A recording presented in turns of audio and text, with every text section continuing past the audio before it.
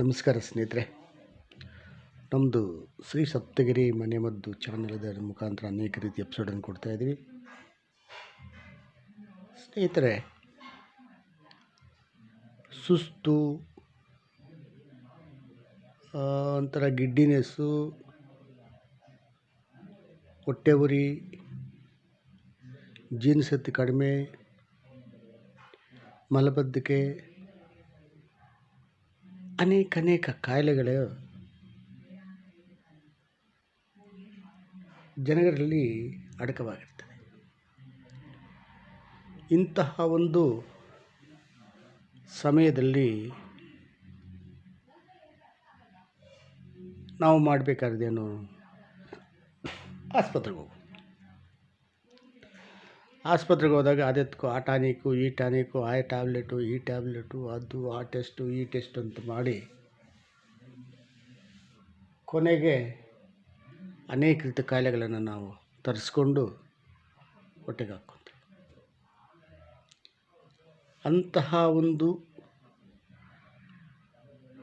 ಸಮಯ ಬರಬಾರ್ದು ಅಂತ ನಮ್ಮ ಪ್ರಕೃತಿಯಲ್ಲಿ ನಮಗೆ ಕೊಟ್ಟಿರ್ತಕ್ಕಂತಹ ದಿವ್ಯ ಔಷಧಿ ಎಂದರೆ ಅನೇಕ ಬಳ್ಳಿಗಳು, ಅನೇಕ ಎಲೆಗಳು, ಅನೇಕ ಕಾಂಡಗಳು, ಅನೇಕ ಬೇರುಗಳು, ಅನೇಕ ಹಣ್ಣು ಇತ್ಯಾದಿಗಳಲ್ಲಿ 3 ಪುದೀನ, ಕೊತ್ತಂಬರಿ, ತುಳಸಿ ಈ ಸಮಯದಲ್ಲಿ ಮುಟ್ಟಬಾರದು. ಆದ್ದರಿಂದ ನಾನು ತುಳಸಿ ತೋರಿಸ್ತಾ ಇಲ್ಲ. ತುಳಸಿ ನಿಮಗೆಲ್ಲ ಗೊತ್ತಿರ್ತದೆ. ತುಳಸಿ ಸ್ವಲ್ಪ ಇರಬೇಕು, ಜಾಸ್ತಿ ಇರಬಾರ್ದು. ಒಂದಿಷ್ಟು ತುಳಸಿ, ಒಂದು 10-15 ಎಳೆ, ಒಂದಿಷ್ಟು ತುಳಸಿಯನ್ನು ಕಲೆಕ್ಟ್ ಮಾಡಿಕೊಂಡು, ಕೊತ್ತಂಬರಿ ಮತ್ತು ಪುದೀನ ಸೇಮ್ ಇಷ್ಟಿರಲಿ. ಇದನ್ನು ಬಿಡಿಸಿ ಚೆನ್ನಾಗಿ ನೀರಲ್ಲಿ ತೊಳೆದು ಮಿಕ್ಸಿಗೆ ಹಾಕಿ, ನೀರು ಹಾಕಿ ಚೆನ್ನಾಗಿ ಮಿಕ್ಸಿ ಆದಮೇಲೆ ಶೋಧಿಸ್ಕೊಂಡು,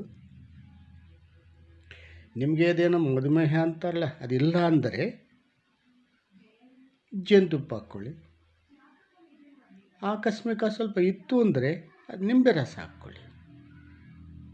ಇದು ಪ್ರತಿನಿತ್ಯ ಸೇವನೆ ಮಾಡ್ತಾ ಬಂದರೆ ಎಂತಹ ಕಾಯಿಲೆಗಳಿರಲಿ ವಾಸಿಯಾಗುತ್ತೆ. ನೀವಿರೋ ತನಕ ರೋಗ ನಿರೋಧಕ ಜಾಸ್ತಿಯಾಗಿ, ಅದರಲ್ಲೂ ಯಾವುದೇ ಚಳಿ, ಜ್ವರ, ಸುಸ್ತು ಇಂಥದ್ದು ಬರಲ್ಲ. ತಾಳ್ಮೆ ಇರಬೇಕು, ನಂಬಬೇಕು. ಒಬ್ಬ ವೈದ್ಯರು ಹೇಳಿದ ಮಾತನ್ನು ನಂಬಬೇಕು. ನೀವು ವೈದ್ಯರನ್ನು ನಂಬಲಿಲ್ಲ ಅಂದರೆ ಅದು ಯಾರೇನು ಮಾಡೋಕ್ಕಾಗಲ್ಲ. ಅದು ನಿಮಗೆ ಬಿಟ್ಟಿದ್ದದು.